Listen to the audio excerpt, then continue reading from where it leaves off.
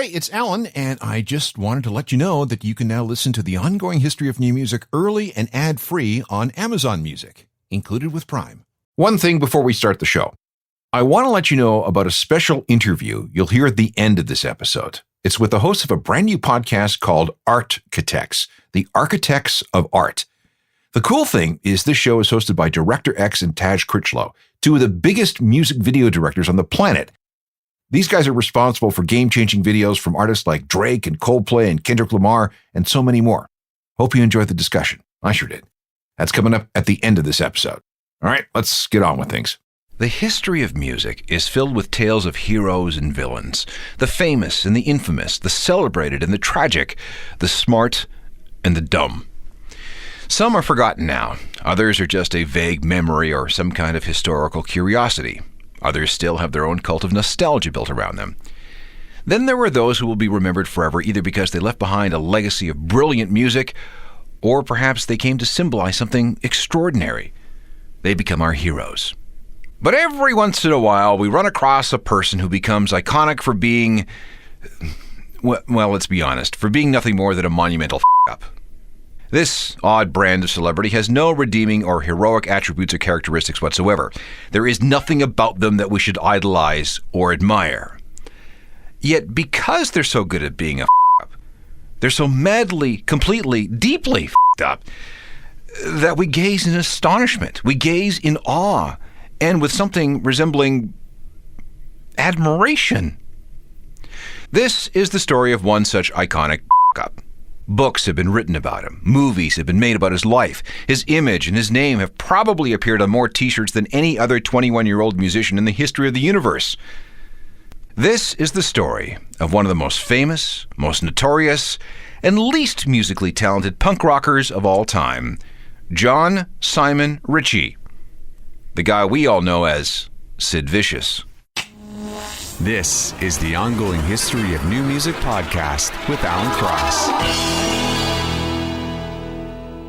On the morning of February 3rd, 1979, the newspapers carried a small item which told of the death of a disgraced punk rocker the day before. It was a junkie's death. Sad, lonely, and so expected.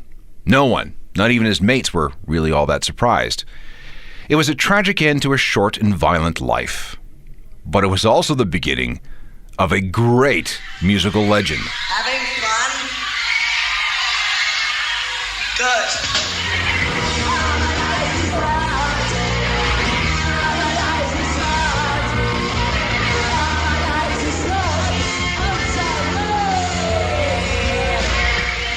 A rare live recording of Sid Vicious with the Sex Pistols from late 1977.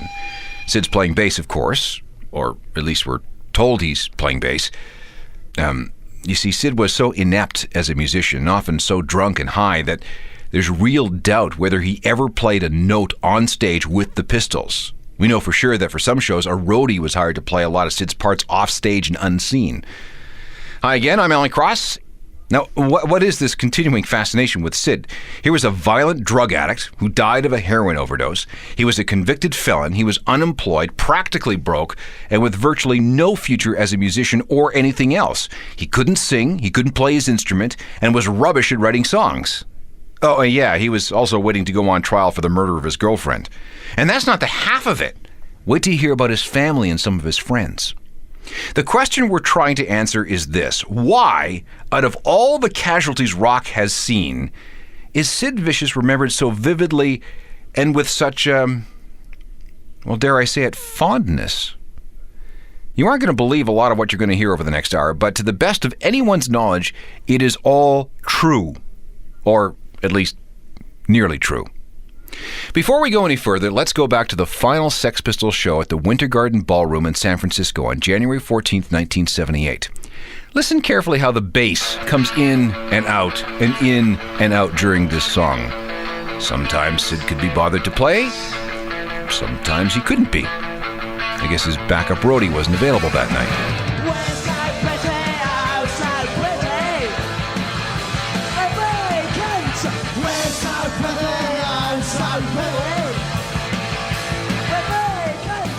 The The Sex Pistols, self-destructing on stage in San Francisco in January 1978. That was the last time Sid Vicious played for them. All right, let's start at the beginning. Simon John Ritchie was born in London on May 10th, 1957. That's the same day as a guy who would later become known as Bono would be born 4 years later. And yes, I did say Simon John Ritchie. I know a lot of people say John Simon Ritchie, but it's Simon John Ritchie on his birth certificates. How those names got mixed up is a mystery. His dad, John Ritchie, was a soldier. He was a member of the Royal Guard. And his mom, Anne, was a once married, once divorced hippie chick, a free spirit who once worked for the Royal Air Force. And that's where she met Sid's dad. However, Sid came along without them ever being married. Anne, who had reverted to being Anne MacDonald, simply gave her boy the father's name. The three of them moved to the Spanish island of Ibiza, or at least that was the plan. Dad sent mom and son ahead with the promise of joining them, but he never showed up. To make ends meet, she worked as a typist and sold pre-rolled joints to tourists. Eventually, she figured a way to get the British High Commission to have her and Sid deported back to the UK. See, she didn't have enough money to actually make the move. Once she got home, Anne immediately scammed the National Health Service by pretending to be a junkie so the government would give her some place to live for free. And it worked. And since she figured she might as well play the part, Anne ended up being a heroin addict by the spring of 1962. Sid would have been about 5 at the time. In late 1964, she met and married a man named Christopher Beverly. This explains why Sid's birth name was Ritchie and everybody called Mom Anne Beverly. Meanwhile, poor Sid never really got it right. Sometimes he referred to himself as John Ritchie, and sometimes it was John Beverly, and sometimes it was Simon something. Didn't matter, really. Christopher Ritchie died of cancer about 6 months after the wedding and a few weeks before the paperwork could be filed so he could adopt Sid. About 5 years after Christopher's death, Mom and son moved to London, where they lived in Hackney, which is in the East End, and there weren't a lot of luxuries. Mom made some extra dosh by rolling joints for the dealers that she knew. She also still liked the occasional hit of heroin, just to take the edge off. Sid was a bit spacey, but he wasn't dumb. He loved reading books by Edgar Allan Poe and watched the American space race with great interest. Before he dropped out of art school, John met another couple of Johns in some of his classes. The first was John Lydon, a kid with a scary stare caused by a dangerous case of childhood meningitis. Another was John Wardle. Now, to keep everything straight, John Wardle became known as Jaw Wobble, and that's because when Sid, our very first John, when he was drunk, he couldn't say John Wardle. It came out as Jaw Wobble. Then there was a fourth John. His name was John Gray, and he hung out with the other three. And it was around this time that our John Ritchie or Beverly or whatever, became known as Sid Vicious. John Lydon gave him that name. The Sid part came from John Lydon's pet hamster, who bit Sid one day.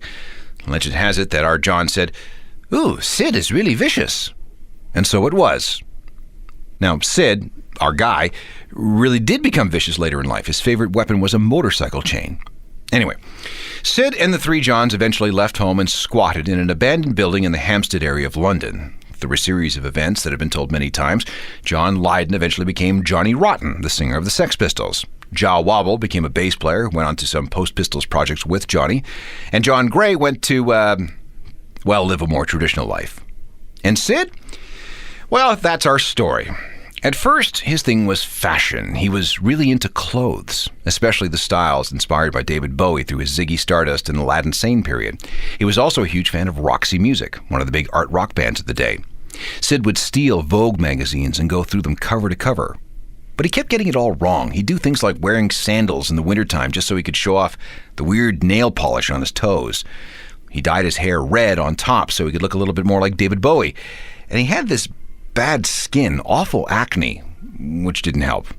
But Sid didn't seem to notice. He wanted to be a model. Seriously, he wanted to be a male model. He wasn't much into playing music except when he and the other Johns would go busking for change. Sid really couldn't do anything but play the tambourine, although they did once give him an acoustic guitar, which he could not play. But Sid's fashion victimness is key to the Sex Pistols story because it was he who led everyone into Malcolm McLaren's clothing shop in the King's Road, the place where the Sex Pistols were formed. Once the band got going, Sid became the Sex Pistols' #1 fan. He was a member of a group of fans called the Bromley Contingent, a group that also included the future Billy Idol and a woman named Susan Ballion, who would later reinvent herself as Susie Sue of Susie and the Banshees. Sid followed the Sex Pistols everywhere, but he also played in a couple of groups of his own because at the time that was the thing to do. He was the drummer for Susie and the Banshees when they made their debut in September of 1976, and he was also part of a group called Flowers of Romance. It's also possible that he was considered to be the lead singer of another new punk band called The Damned, but for whatever reason, Sid failed to show up for the audition and he didn't get the gig. And Sid continued to be vicious. There was an incident where he threw a glass at a Pistols gig and a woman ended up losing an eye. In another case, he took his motorcycle chain to Nick Kent, a journalist with the NME, because he didn't like his pants. And then there was the time he threatened the host of a BBC TV show called The Old Grey Whistle Test. When Glenn Matlock was fired as the Sex Pistols bass player in February of 1977, Malcolm McLaren came up with the idea of hiring one of the group's fans as his replacement. And since Sid was always around, and since he was Johnny Rotten's mate, he was in. The ultimate fan becoming part of the ultimate band. I mean, how punk rock was that? So what if he couldn't play the bass? Legend has it that Sid was self-taught. Here's how he did it. He stayed up one night on speed while listening to a Ramones record. By morning, he could play along. That made him qualified to be the Sex Pistols bassist. Here's Sid's take on the whole thing. Before I joined the group, I used to be a shop assistant in the sex shop at Malcolm McLaren's. I went to see them a lot. I knew John. He was an old enemy of mine from college. We used to squat together. And we hated each other. And he was in this group, and we were going. We really hated each other at the time. And I thought, oh, this is going to be a real load of crap, this idiot. So I went along to see this group, and they were just like really wonderful. I really thought they were great. Mainly what did you me. think of me, Sid? Tell them. I thought he looked like a turtle. and like, I just thought they were the most brilliant group I'd ever seen. You know, I really admired them. They were just like so honest. I just couldn't believe it. Like that Bill Grundy thing. I mean, that wasn't put on at all. He asked for it and he got it. You know what I mean? They done it in a very, very clever way. They were just themselves. But he they could made a also complete mincemeat of him because he's a total fool. He's growing up and they're kids, so how can he compete? Sid really got into being a Sex Pistol. He was there when the Pistols signed their record deal with A&M Records outside of Buckingham Palace on March 10th, 1977, not too far from where Sid's biological dad once worked with the Royal Guards. His first gig with the band was on March 21st, 1977, at a small club off Leicester Square. One of the first things he did after joining the band was publicly proclaim himself as the inventor of the pogo, the punk dance that involved little more than jumping up and down in place. Sid was with the Pistols through most of 1977. He wasn't on the Nevermind the Bollocks album. Glenn Matlock was still a member when that was recorded, but Sid did tour through Britain and Scandinavia with the band. Now, I'm sorry about the quality of this, but this is all that really remains of that era. Again, Sid is on stage, but whether he's actually playing the bass parts can't be confirmed.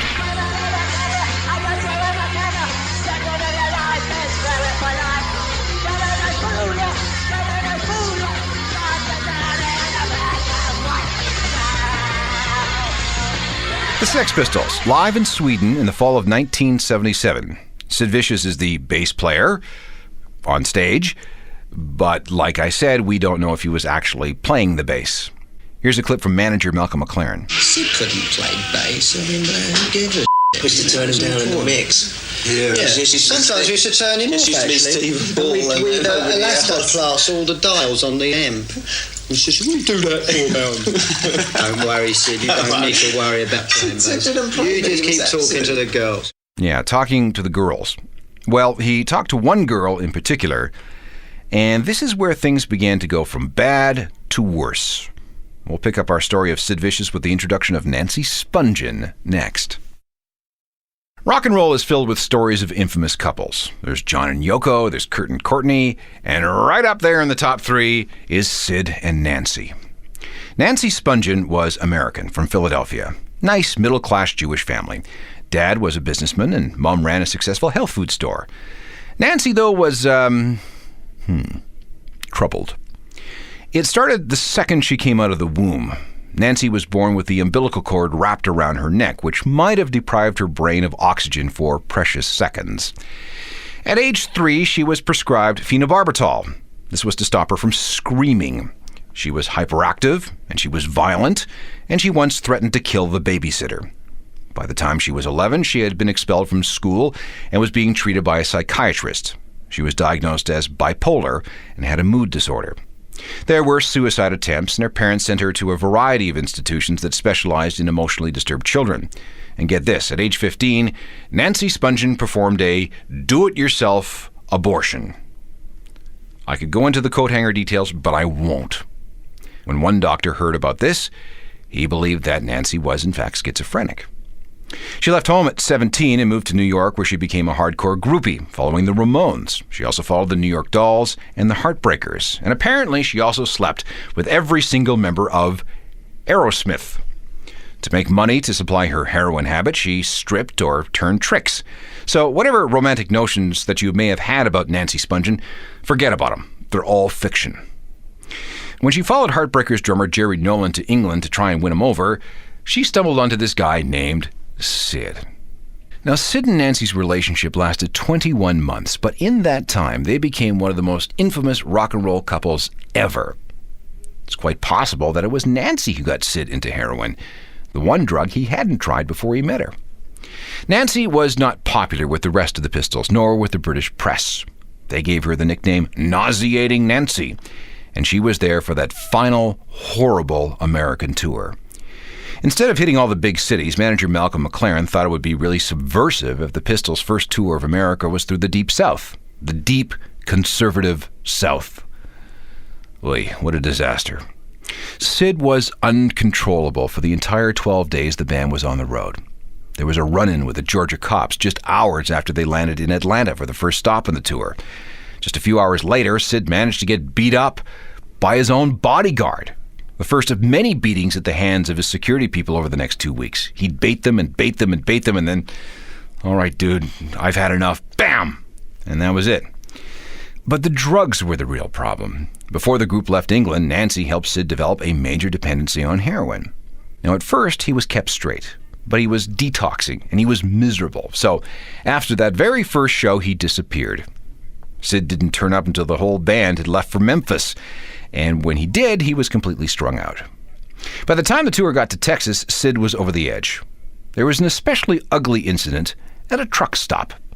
Here's Malcolm McLaren. I'll never forget the day in America. I think it was somewhere near San Antone on the last ill-fated tour they had that Sid at that time, of course, got involved in the world of drugs, naturally inclined to develop a taste for groupies and one that ultimately met her peril. But he, at that time, was very out to lunch and would only eat Knickerbocker Glories, and usually 3 in one go, and they would be mounted on the table. And that day, in a little motel-type restaurant that we pulled into, he apparently was sitting near a table where a mother and daughter and father and son were eating their steak and chips, and they didn't like the smell that was coming across the table. And we, of course, never sat with him anyway. We were quite used to the idea. But he was wearing his typical chain round his neck and this dirty black T-shirt that he hadn't taken off for 6 months. And it had this big swastika on it, and his leather jacket. And his feet were black, but hidden by the boots that he wore. And noises began to appear from the table of this family, and saying rather rude things about our dear Sid. And Sid, not one to stand by, decided to get up from the table and did a thing you might all reel in horror now.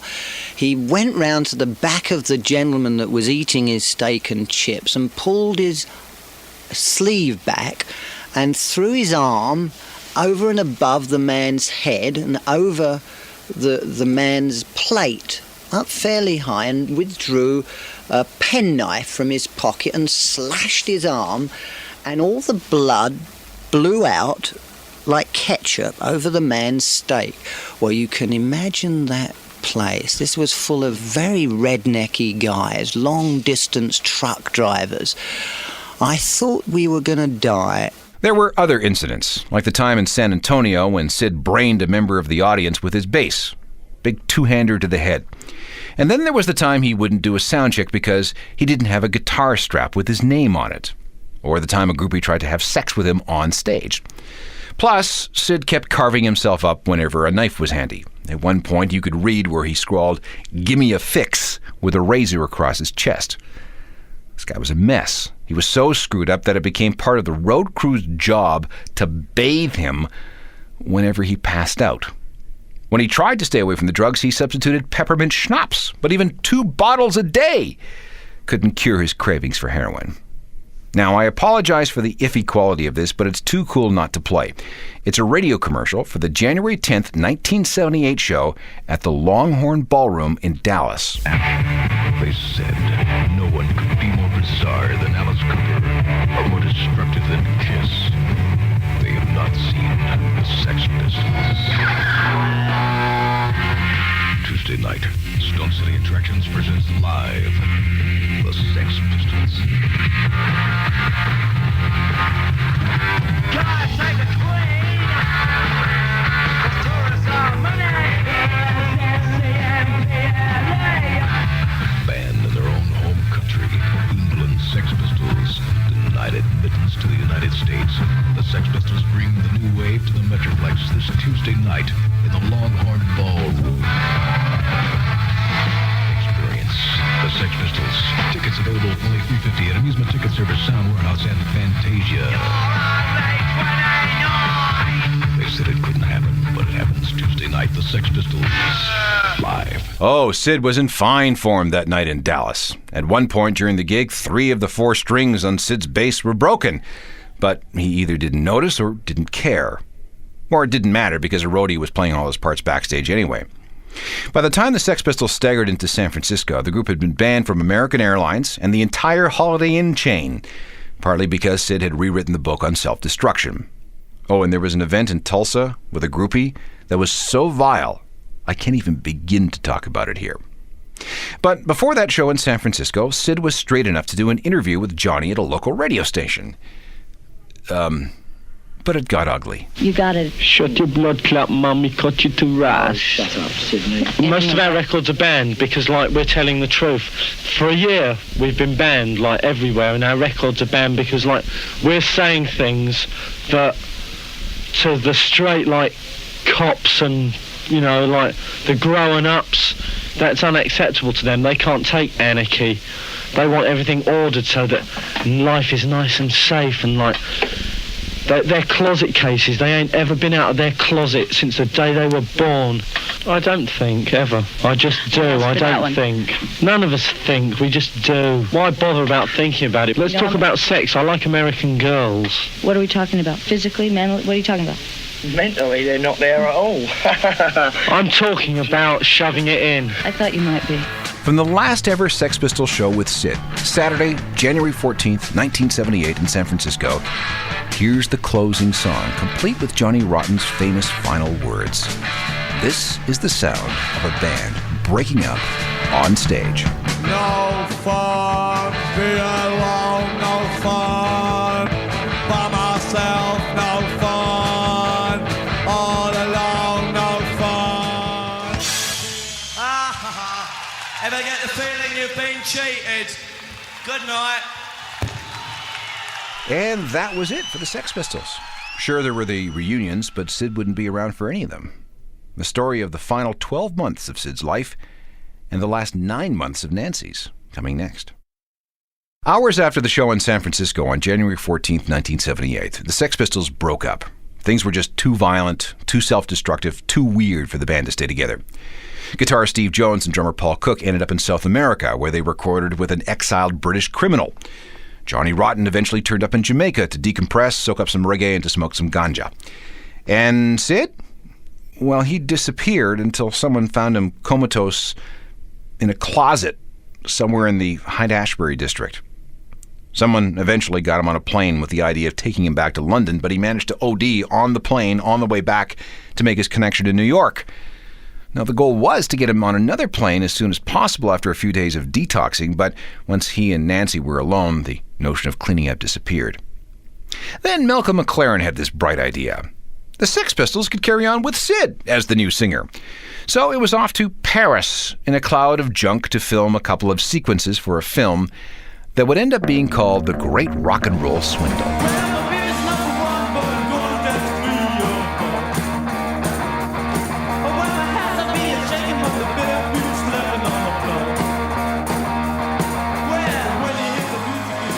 Sid doing his best with an old Eddie Cochran song called Come On Everybody. Now that Paris trip was awful. First, Malcolm and Sid had grown to hate each other, and Sid would only do his parts for the film if Malcolm signed a note that said, "Malcolm McLaren is no longer my manager." The other problem was Nancy. She kept supplying Sid with smack. It was amazing that Malcolm got any work out of Sid because he was so unbelievably wasted all the time. After Paris, Sid and Nancy were evicted. They had been living in a flat that they were sharing with a bunch of people, and they were evicted by Sid's old friend Ja Wobble. Even he had had enough, especially with Nancy, so he chased the two of them out of the apartment with an axe. With nowhere to go, they decided that it was time to move to New York, a place where Nancy said she knew some people. But before they left, Sid put together a band and played one show at the Electric Ballroom in London in late August of 1978. The group included Rat Scabies of The Damned on drums, Glenn Matlock, the Sex Pistol bass player that Sid replaced, and Sid on vocals. Sid called his band the Vicious White Kids. This one's dedicated to my honey, Nancy. They had just 9 songs, so for the 3 sets, they just repeated them 3 times. No, really.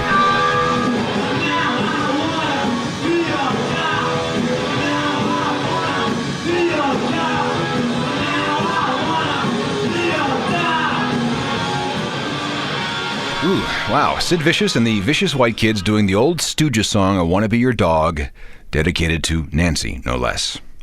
With the money from that gig at the Electric Ballroom and a £10,000 loan from Malcolm McLaren, all in £10 notes, Sid and Nancy flew to New York City. And on August 23, 1978, they checked into the Chelsea Hotel on West 23rd Street in Manhattan under the name Mr. and Mrs. Ritchie.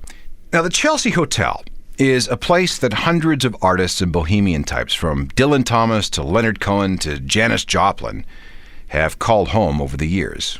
And unofficially, the first 3 floors were reserved for junkies and assorted lowlifes. They put Sid and Nancy on the first floor. This would be the start of their new life. They'd clean up, Sid would become famous, they'd get married, and live happily ever after. Now, Sid did seem pretty serious about reviving his music career. Within a week, he had a band together, consisting of 2 guys from the New York Dolls and Mick Jones of The Clash. And on September 7th, 1978, they played the first of 3 shows at Max's Kansas City in New York. Again, sorry for the dodgy quality, but this is history. And there's just nothing about this history that's pretty.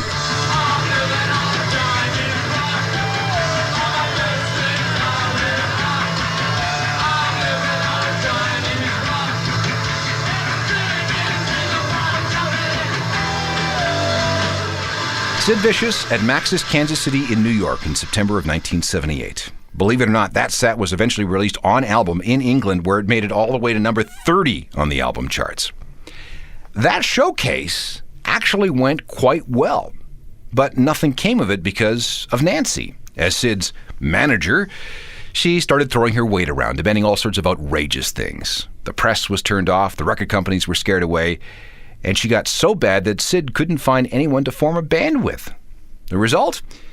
Well, both of them sank deeper into a stupor of marijuana, methadone, heroin, and Dilaudid. There's some interviews with Sid and Nancy at the time, but they're so out of it no one makes any sense. Sid OD'd at least once that month and was sent to hospital. They also went to Philadelphia so Sid could meet the parents. That must have been interesting. After a few hours, it was suggested that the couple stay at the Holiday Inn instead of the usual guest room. By October 11, 1978, Sid and Nancy had moved into room 100 at the Chelsea Hotel. See, the mattress in their old room caught fire. Wonder how that happened. And they had to move. There was a party in the room, with a variety of lowlifes drifting in and out. Sid wasn't involved all that much. He had passed out on the bed after taking 20 Tuinals, a very powerful sedative. The morning of October 12th, 1978, about 9 o'clock. No one really knows what happened, but when Sid woke up, the bed, the sheets, and the floor were covered with dried blood. Nancy was lying dead on the bathroom floor of the hotel room. She had been stabbed in the stomach and had bled to death. Doctors later said that a wound like that meant it would have taken up to 3 hours to die. The weapon was apparently a brand of knife called a 007. Sid and some punk friends had bought it a few weeks earlier. Now, Sid claimed to have no idea of what happened. He remembered nothing because, remember, he was passed out on the bed early. Was it one of the 2 drug dealers that supplied the party? Was there a robbery? A big chunk of money, some say $1,500 in gig money, others say $20,000 in royalties from Virgin Records, was missing from the room. Or was it Sid himself? Was it out of anger? Was it out of jealousy? Or was it a messed up suicide pact? For the record, that's what Nancy's mom believes. Sid's mom felt the same way.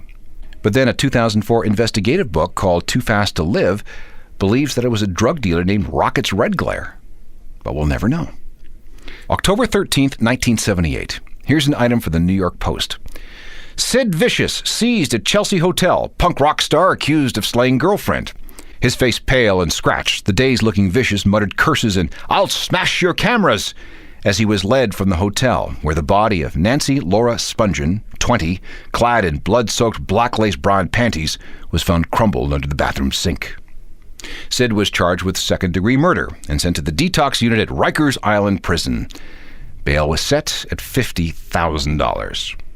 October 14th, 1978, headline in the British press. Vicious in trance. Sex Pistol is near collapse after "I didn't stab her" claim. And here's something pretty tasteless. Back at Malcolm McLaren's clothing shop on Kings Road, they started selling T-shirts that read, "I'm alive, she's dead, I'm yours." October 17th, 1978, Malcolm McLaren posts Sid's bail, and he's released. October 23rd, 1978, Sid attempts suicide by slashing himself with a broken light bulb. He messed that up, so he tried to jump out of a window at the Seville Hotel in New York. December 9th, 1978, Sid goes out for a night on the town and runs into the brother of singer Patti Smith. They get into a fight, and Sid slashes the guy's face with a beer bottle. He's arrested on assault felony charges and is sent back to Rikers Island, where he's forced to detox again. Well, almost detox. See, Mom was a regular visitor. She smuggled in dope in her boots. Sid took the drugs and stuck them, well, you know where, and then he went back to his cell and got high. February 1st, 1979. After 55 days in jail, Sid is out on bail, and by this time he is completely detoxed. And somehow, while in jail, he has managed to find himself another girlfriend. Her name was Michelle Robinson. To celebrate Sid's freedom, Sid, Mom, and some friends went to Michelle's apartment where they had a nice spaghetti dinner. There was another visitor that night, a dealer named Peter Kotick. Sid's mom called him over to deliver a little smack for her boy. You know, a getting out present. Sid got a little taste for dessert, but because he was so clean, he immediately OD'd. They managed to revive him and put him to bed. That was the fatal move. Instead of keeping him awake until the dope left his system, they let him fall asleep. February 2nd, 1979, Groundhog Day. Sid's mom comes in to check on her boy, who's lying in bed next to Michelle. He was stone cold dead. Apparently, the heroin he took the night before was 99% pure, and since he had detoxed, his body was super vulnerable. As he slept, his heart beat slower and slower each time he fell into a dream state. His lungs filled up with fluid, and he died. He was 21 years old. Here's Sid's friend Steve Lucky of the Canadian band The Vile Tones, one of the guys who was with Sid when he bought that big knife. Sid was bathed in banality, you know, and you could see it coming a mile away. You're no more surprised to hear of his death than one is to hear the death of Gigi Allen or Johnny Thunders. It's like, gee, I didn't see that coming, you know, of course. But the boy really did give off the vibe that he really, clearly was not for here. You know, he needed to go.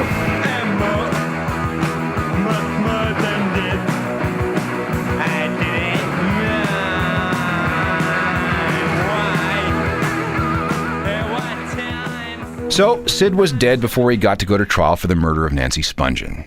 The New York cops closed the case. But, like I said, there are those who have doubts over whether he actually did it. Here again is Steve Leckie of the Viletones. No, I don't think so. I think I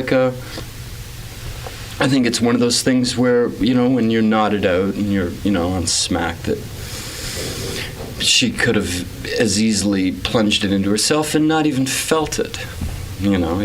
Depending on how much, heroin she's on. I mean, this is a drug used on the soldiers when they've had their legs blown off. Probably didn't even feel it. To think of him actually, plunging the girl he loved with a knife is just too Romeo and Juliet, having known him, to think that he really would have done that. No. And this is why I think the forward-thinking judges, and judges are always most liberal in societies, recognized that killers just don't look like that. They don't act like that. And I think that was why you let this guy out on bail, and of course, you let him, so. The story of Sid Vicious is not a pretty one. So why is he remembered by so many people? Why did Hollywood make a movie about Sid and Nancy in 1986? Why are there books on the guy? Why does Sid's face still sell 1 million t-shirts a year? In short, why, in death, has Sid Vicious become bigger than life? Well, I think there's 2 reasons. First of all, he was punk's answer to James Dean. Live fast, die young, die hard. The second reason is a little more complicated. The original punk movement had a built-in drive towards self-destruction. Sid Vicious came to symbolize that. And to some, the drive to self-destruct is a poetic and artistic one. But Rat Scabies of the Damned will tell you that Sid Vicious was important for another reason. Like any man that turns around and says, look, music's easy, you just put your fingers on the guitar neck and that's a chord. And you only need to move it up and down and then you've got a song. And somebody to come in with that, musicians get so, they masturbate so much about how well they can play. And for someone to be able to come in with that and then actually prove it works and prove it functions, that's not an that's somebody that's actually aware. Sid Vicious, May 10th, 1957 to February 2nd, 1979. The ultimate punk rock up. Now, if you're wondering what happened to the remains of Sid and Nancy, I could tell you. Nancy's body was taken back to Philadelphia and buried. Sid was issued death certificate 156-79-102078 by the City of New York and was cremated on February 7th, 1979. His mom spread some of his ashes on Nancy's grave in Philadelphia and took the rest back to England. There's an apocryphal story about how she tripped at Heathrow Airport and some of Sid's ashes were spilled and sucked into the air conditioning ducts. Not sure if that's really true, but it's a story that's been making the rounds for 30 years. Ma lived semi-quietly in London for the next 20 years. She tried to form a band that did Pistols covers, but that never really worked out. Then, run down by money and health problems, she committed suicide on September 5th, 1996, by taking an overdose of pills while sitting in her favorite chair. She was 64. Rocket's Red Glare, the drug dealer and wannabe actor that some say was Nancy's actual murderer, died of liver failure and hepatitis C in 2001. By the way, if you ever see the 1985 movie Desperately Seeking Susan starring Madonna, he plays a cab driver. Meanwhile, there was a book called Too Fast to Live, published in 2004, that says that the entire investigation was bungled by the NYPD. We'll never know what happened. Then there's a film called Who Killed Nancy? It says maybe Nancy killed herself, or maybe it was a drug dealer named Michael. I told you this was a strange story. And obviously Sid wasn't the only up character. Research help from Natalia Ribeiro, technical production by Rob Johnston. I'm Alan Cross. You've been listening to the Ongoing History of New Music podcast with Alan Cross. Subscribe to the podcast through iTunes, Google Play, Stitcher, Spotify, and everywhere you find your favorite podcasts.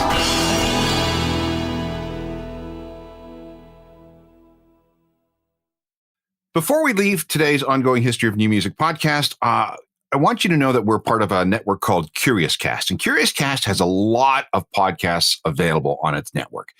And one of the new ones is called Artcatechs. And I have 2 of the hosts of Artcatechs with me here. We have Taj Krishlow and Director X. And we want to give you a bit of an introduction to what this new podcast is all about. So who wants to go first and explain exactly what you guys will be doing. And obviously, here's a hint. If you're at the end of this podcast, my podcast, chances are it has something to do with music. So our show is pretty much about, it's in the world of music. It's pretty much us sitting down with storytellers that come from music videos. I feel like we live in a world where we don't give these amazing creative artists the flowers they deserve. They create some of the most impactful content on the planet that gets a lot of eyeballs on it. And coming from the world of music video, being in the business for over 20 years, we felt it was necessary to create a show like Architects, to sit down and hear their stories, their come-ups, their journey, their process of creating some of the most iconic music videos, films, and content on the planet. Now, you guys have been deeply involved in this world for, like you say, a long time. Who have you worked with? I've directed videos for Alicia Keys, Puff Daddy, Cisco, Destiny's Child, Drake, Justin Bieber, 2 Chainz, Rosalia, Iggy Azalea, Sean Paul, Beanie Man, Ariana Grande. Well, you know. Okay, now you're just bragging. Korn, John Mayer, the list goes on. Like this has literally been a crazy journey, and I always say X is the GOAT because as long as he's been doing it, like late 90s to now, is still relevant. Like we broke our production company Fella with this music video for DJ Khaled, Drake, and Bieber called Pop Star. So it's been a crazy journey, and we're 2 kids from Brampton, Ontario, that went out to make art that broke out to the world, and now we're using our podcast as another form of storytelling, but through an audio medium. Okay, how are you going to make that transition? You've been telling stories through video. Now it's going to be only audio. So you're going to have to change your style a little bit, I guess. I mean, we're talking to the creators, so it's a different kind of thing. You know what I mean? The story is the story of the maker. So it's not conceptualizing music and visuals to it. It's talking like the first podcast, the debut of the show was with Dave Myers, another guy that's been in the game for a long, long time, and just talking about the philosophy behind his approach to art, the work he's done, and as well digging into some of the larger world issues out there. Like we have a whole talk about Black Lives Matter on that podcast, and being a white director and his perspective coming up in a Black music world. So it's a little different than what we're used to doing. Without any spoilers, give me the kind of stories that you'll be telling. Give me an example of a story. I guess the examples is pretty much their come up, what drew them in to get into this world of filmmaking, their influences, their highs, their lows, and pretty much their breakthrough moments. And a lot of times, to your point, Alan, like when you watch a music video, you're just seeing the end result, but you don't see what went into to make that product and that piece of art, as far as the storyboards and the art direction and sitting down with your head department and the collaboration. So it's pretty much we're giving them that kind of close set behind experience where you get to see the process of how we get to the finish line, right? I've often watched music videos and wondered, where the hell did this come from? What kind of headspace do you have to be in to come up with these images, these storylines, these things? And I have no idea. Yeah, and that's the point of the show. Like, look, we're probably like around the same age. Like I came up in the 80s era where that's what made me fall in love with music videos, right? The MTV Much Music era, watching videos by like Madonna and Peter Gabriel and like Phil Collins and Michael Jackson and Aerosmith. And I was always fascinated by music videos and the storytelling and the dancing and the style and all that stuff. And that's what made us fall in love with the art. So imagine if you could go back in the days and sit down with Duran Duran and talk about the Hungry Like a Wolf video. Like, what the hell compelled you guys to be in this jungle and just going through this crazy, crazy story and sitting down with like the best of the best and hearing the stories of the directors working with Madonna and working with the Stones. And that's the beauty about the show. It's like we get that access to these filmmakers, to these artists. I've worked with the biggest and brightest artists in the entertainment business, but learn about that journey, that creative journey, that collaboration to make the work that we see that's now on television or on YouTube. And before we jump, I just want to say, please follow us at Architects Pods. I can't wait for this. Sounds like a great series. Looking forward to it. It's called Architects with Karina Evans, Taj Critchlow, and Director X. And I can't wait to hear some of these stories. Thank you so much, you guys. All right.